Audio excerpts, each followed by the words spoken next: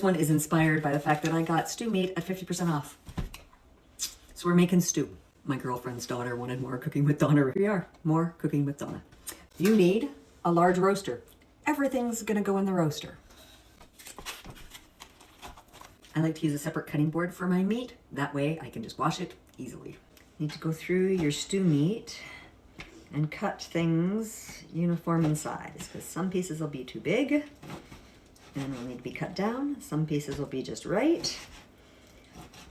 All you want is something, whatever size meat you like. If you like them bigger, cut them bigger. If you like them smaller, cut them smaller. Wash and disinfected hands and knife. And now we can do vegetables. The beauty of this stew is you can put in what you want. So I'm going to start with some onions, because I like onions. If you don't like onions, don't put them in. Okay. We're also going to have some potatoes, some carrots, and some old tomatoes that have been sitting on my counter for too long. They get to get thrown in.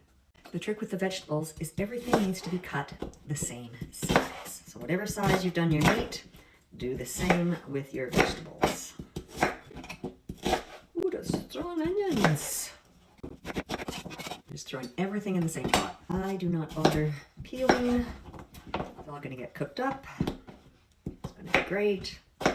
And everything approximately the same size. With the carrots, same thing. I don't bother peeling them. I'm just giving them a good scrub.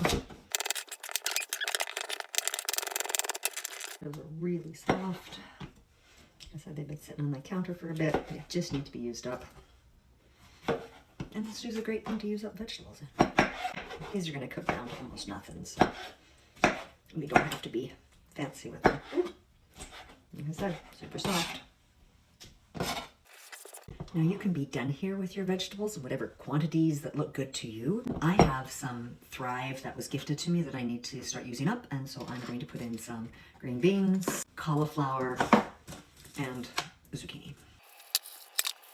Once you've got your meat and your vegetables, it's time for the seasonings. Liberally, garlic powder.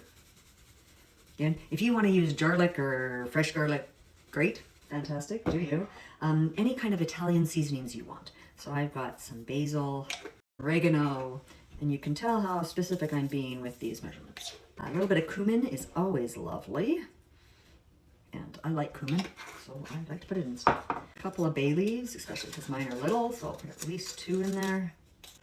If you have zaatar, throw it in. And paprika is always a great option, too. Another thing to add to the grocery list. After you've seasoned it to your heart's delight, you need a can of tomato juice and a can of diced tomatoes. I generally don't have beef bouillon at home, so I went out and got some of this. With how much this is, I'm going to use 2 packets and go from there. I actually don't think 2 is going to be enough looking at this, so going for 4. And about a can of 4. I also want to add in about 2 tablespoons of minute tapioca. This is going to help it thicken up. And then give it a good stir. I'm going to bake in a low oven, 300 degrees or less, for at least 3 hours. I'm going to stir it about every hour. It's a perfect recipe on a cold day. If you're just going to be hanging around at home and you got other things happening.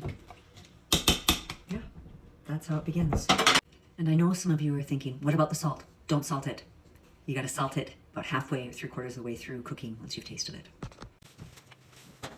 If you're iron deficient, throw in your iron leaf. It's been an hour. It's looking pretty good. Need to taste it for the salt.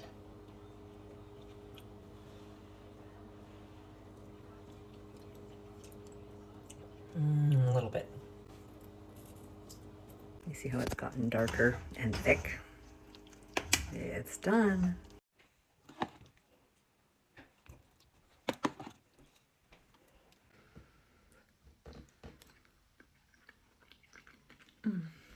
It's so good. Make this.